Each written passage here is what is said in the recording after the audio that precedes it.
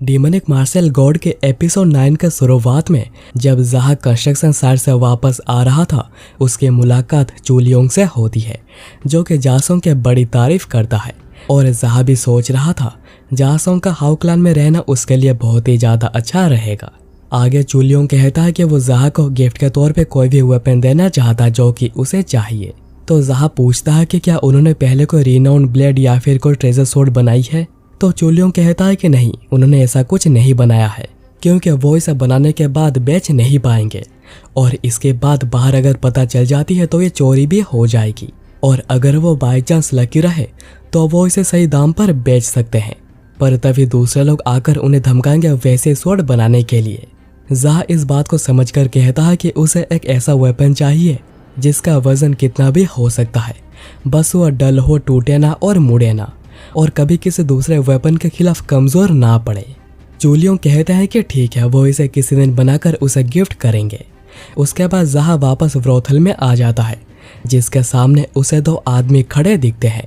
उनमें से एक पूछता है कि क्या वही इस ब्रोथल का ओनर ज़हा है। तो ज़हा कहता है कि नहीं, वो बस एक एरेंट बॉय है और वो ये कहकर जाने लगता है। तो वो लड़का उसे रोकता है और बताता है कि वो ब्लैक कैट यूनियन का एक मैसेंजर ह्यूक है और वो यहाँ पर अपने सीनियर का मैसेज देने आया है। और मैसेज ये है कि गोल्डन फीनिक्स पेविलियन के मास्टर उसे मिलना चाहते हैं और क्योंकि ज़हा के पास एग्जीक्यूशनर को ना भेजकर इन्विटेशन भेजा गया है तो उसके लिए अच्छा यही होगा कि वो इस इन्विटेशन को रिफ्यूज़ ना करे। ज़हा पूछता है कि क्या उसे ये इन्विटेशन को रखकर उनके बात माननी होगी। ह्यूक कहता है कि अगर वो ऐसा नहीं करता है तो उसे भागना होगा और अगर वो उनकी बात मानता है तो उसकी भी जान बचेगी और यहाँ के इनोसेंट लोगों की जान भी बच जाएगी। यानी ब्लैक कैट यूनियन को इलिंग प्रीफेक्चर में एक ऐसा बॉस चाहिए जो कि ब्लैक कैट यूनियन के सामने बो डाउन करे और जो उनकी बात नहीं सुनेगा उसे इलिंग प्रीफेक्चर को छोड़ना पड़ेगा। इसलिए ज़हा चलकर मिलने का डिसाइड करता है, नहीं तो वो मर्द नहीं कहलाएगा। ह्यूक फिर पूछता है कि क्या ज़हा भी उनके साथ चलना चाहेगा या फिर वो शाम को आएगा। ज़हा कहता है कि वो इतने बड़े आदमी से ऐसे खाली हाथों मिलने नहीं जा सकता, तो इसलिए वो शाम को आएगा अच्छे कपड़े पहनकर। और इसके लिए वो ह्यूक से एड्रेस भी ले लेता है और एड्रेस है टिंगू माउंटेन के हंटिंग ग्राउंड में स्थित एक केबिन जो कि यहाँ से बहुत पास है। पर जाने से पहले ह्यूक ज़हा को वार्न करता है अगर ज़हा भागना चाहता है तो वो जितनी दूर हो सके उसे भागना होगा। पर ज़हा कहता है कि चिंता मत करो, मैं नहीं भागूंगा। और जब यह बात ज़हा संगताई को बताता है, संगताई डर जाता है कि वो जिसे मिलने जा रहा है उसके रेप्यूटेशन बहुत ही खराब है। इसलिए संगताई कहता है कि वो सभी को गैदर करता है और वो एक वॉर शुरू करेंगे। पर ज़हा कहता है कि अगर वो इलिंग प्रीफेक्चर में एक वॉर को शुरू करते हैं तो यहाँ के सारे यूथ मारे जाएंगे, इसलिए वो खुद अकेला जाएगा। पर संगताई बताता है कि अगर ज़हा ऐसा करेगा और वो अकेला जाएगा तो उसे वहाँ पर मार दिया जाएगा और वो भी बड़े क्रूरता से, क्योंकि एक एरेंट बॉय ने उसे गुस्सा दिलाया है। संगताई आगे कहता है कि एटलीस्ट मैं तो तुम्हारे साथ जाऊंगा ही जाऊंगा। पर ज़हा पकड़ लेता है कि संगताई सीरियस नहीं है और ऐसे भी वो अभी तक पूरा रिकवर नहीं हुआ है। और जब ज़हा जाने लगता है संगताई उसे अपनी कीमती रोब देता है जो कि उसे बहुत ही ज़्यादा पसंद है। ज़हा कहता है कि यह फट भी सकती है क्योंकि मैं वहाँ पर कोई खेल खेलने नहीं जा रहा। संगताई कहता है कि उसे कोई फ़र्क नहीं पड़ता, बस वो ये पहन ले। और ये पहनकर ज़हा निकलता है और वो पहुँच जाता है गोल्डन फीनिक्स क्लान में। और ह्यूक जो कि बाहर वेट कर रहा था, उसे लगा नहीं था कि ज़हा यहाँ पर आएगा। पर अब ज़हा को यहाँ पर देखकर ह्यूक सोच रहा था क्या वो बो डाउन करके ब्लैक कैट यूनियन में एंटर करने के लिए तैयार हो गया है।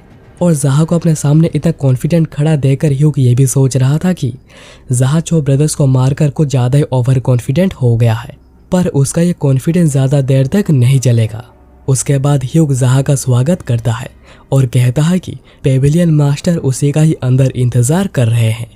उसके बाद ह्यूक उसे पेविलियन मास्टर बेंसा वोंग के पास लेकर जाता है और ज़हा का इंट्रोडक्शन वोंग को देता है। वोंग बताता है कि वो देखना चाह रहा था आखिर वो कौन है जिसने चो ब्रदर्स को मारकर ब्रोथल्स को टेक ओवर किया है। और उसने जितना सोचा था ज़हा उसे काफ़ी यंग और एरोगेंट है। आगे वो कहता है कि क्योंकि ज़हा भागा नहीं है तो वो शायद यहाँ पर यह कहने आया है कि वो 3 ब्रोथल्स को मैनेज करेगा, तो वोंग को उसे अच्छे से ट्रीट करना चाहिए।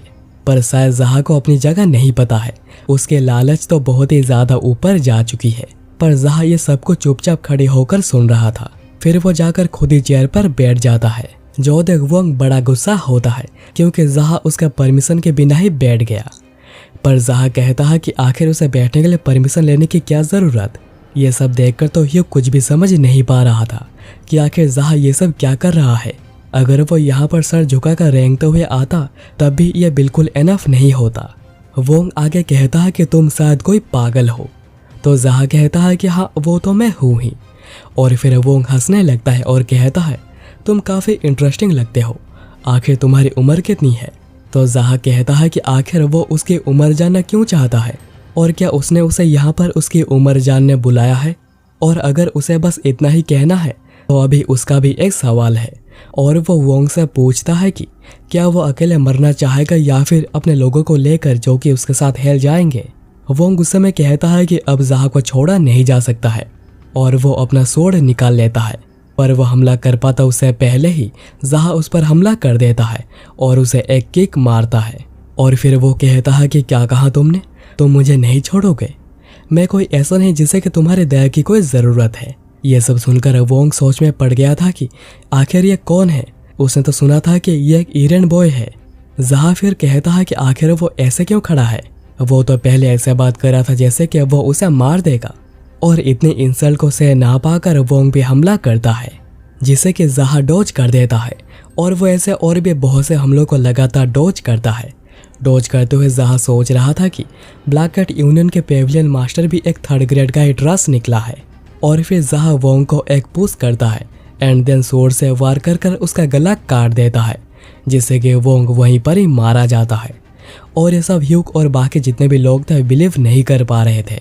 जहा कहता है कि बिल्कुल ऐसा ही होता है जब भी कोई एलियन प्रीफेक्चर के इरेंट बॉय से पंगा लेता है। अब और कौन कौन है जो कि वोंग को फॉलो करना चाहेगा। इतने में एक लड़का आगे आकर कहता है कि उसने ब्लैक कैट यूनियन के ऊपर हमला किया है, क्या वो इसके परिणाम के लिए तैयार है। तो जहा कहता है कि आखिर तुम इसकी चिंता क्यों कर रहे हो, तुम सभी तो अभी यहाँ पर मरने वाले हो। और फिर वो सभी को ही उसके सामने 3 गिनने से पहले नील डाउन करने को कहता है, नहीं तो वो हर किसी को ये वोंग के पास पहुंचा देगा। और सभी लोग डर के मारे नील डाउन कर जाते हैं। जहा ये देखकर सोच रहा होता है कि उसने इतनी मेहनत इतनी कल्टीवेशन ऐसे मोमेंट्स के लिए ही करी थी। पर वो लड़का पूछता है कि क्या तुम हमें अभी जीने दोगे। तो जहा पूछता है कि क्यों। तो वो लड़का कहता है कि तुमने ही तो कहा था अगर हम लोग नील डाउन करते हैं तो तुम हमें छोड़ दोगे। तो जहा याद दिलाता है कि उसने कभी ये नहीं कहा था कि अगर वो नील डाउन करेंगे तो वो उन्हें छोड़ देगा। उसने ये कहा था कि अगर वो नील डाउन नहीं करेंगे तो वो उन सभी को ही वोंग के पास पहुंचा देगा। वो लड़का फिर से कहता है कि उन सभी लोगों को छोड़ दिया जाए। तो जहा पूछता है कि क्यों। तो वो लड़का कहता है कि अगर जहा उन सभी को यहाँ पर मार देगा तो उनके पास कोई चॉइस नहीं होगा फाइट वे करने के अलावा। जहा पूछता है कि क्या वो नेगोशिएट करना चाहता है तो उसे पहले खुद को इंट्रोड्यूस करना चाहिए। वो लड़का कहता है कि वो एक सीक्रेट इंस्पेक्टर है और उसका नाम है सीमा बी। जहा सोचने लगता है कि नाम तो मैंने पहले नहीं सुना था। तो क्या वो वोंग के साथ ही मारा गया था ब्लैक कैट यूनियन के हाथों करप्शन की वजह से। सीमा आगे कहता है कि अगर उसे पता होता कि जहा वोंग के बराबरी का है तो वो सब एक साथ ही हमला करते। पर क्योंकि जहा ने अभी तक अपनी ट्रू स्ट्रेंथ नहीं दिखाई है तो जो 1-2 लोग थे जो कि लड़ने के लिए तैयार थे, सीमा ने उन लोगों को रोका है। जहा कहता है कि उसने अच्छा किया है और वो पास हो गया। और नेचर का रूल यही है, यहाँ पर बस वही सर्वाइव करता है जो कि चालाक और चतुर होता है। सीमा इसे खुश तो हुआ था पर वो पूछता है कि बाकियों का क्या। तो जहा कहता है कि उन्हें यहाँ पर ही मरना होगा क्योंकि चांस है इनमें से कोई ब्लैक कैट यूनियन को इस सब के बारे में इन्फॉर्म कर दे। और अगर अब उसके ब्लैक कैट यूनियन के साथ एक ऑल आउट वॉर होती है तो वो काफ़ी थक जाएगा। इसलिए वो बाकी सबको उसके ऊपर हमला करने को कहता है और वो चाहे तो एक साथ भी हमला कर सकते हैं क्योंकि वो उन सभी को यहाँ पर मार देगा। इससे डरकर तो 1-2 लोग अपना स्वॉर्ड निकालकर उसकी ओर जाने लगते हैं पर सीमा उन्हें रोकता है और जहा को कहता है कि अगर वो कसम खाएं कि वो ब्लैक कैट यूनियन को इस सब के बारे में कुछ भी नहीं बताएंगे तो क्या काम नहीं होगा। पर जहा पूछता है कि मैं तुम लोगों के ऊपर भरोसा कैसे करूं। तो सीमा कहता है कि क्या तुम मेरे ऊपर भरोसा करते हो। तो जहा कहता है कि नहीं, मैं तुम्हारे ऊपर भी भरोसा नहीं करता हूँ। फर्क नहीं पड़ता है कि मैं तुम्हें किस तरह देखूं, मुझे तुम नेक्स्ट पेविलियन मास्टर ही दिखाई दे रहे हो। तो सीमा कहता है कि हाँ यह बात सच है। ज़हा कहता है कि मैंने तुम्हारे सामने तुम्हारे सुपीरियर को मारा है, तो क्या तुम्हें लगता है कि वो तुम्हें छोड़ देंगे अगर तुम ऐसे बिना किसी खरोच के जाकर रिपोर्ट करोगे कि तुम्हारा सुपीरियर मारा गया है। और ये सुनकर सीमा को झटका लगता है। ज़हा आगे कहता है कि यह बाकियों के लिए भी सेम है, उन्होंने भी अपने मास्टर को अपने सामने ही मरता हुआ देखा है।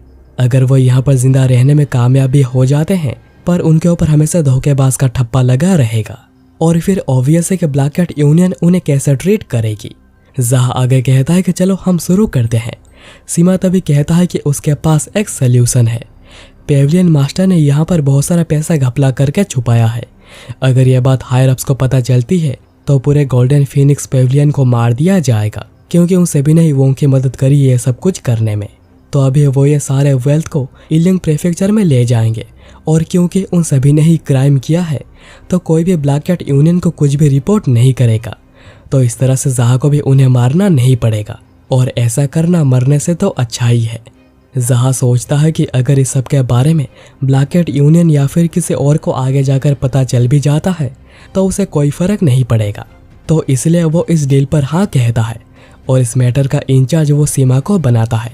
और ये एपिसोड यहीं पर ही ख़त्म हो जाती है।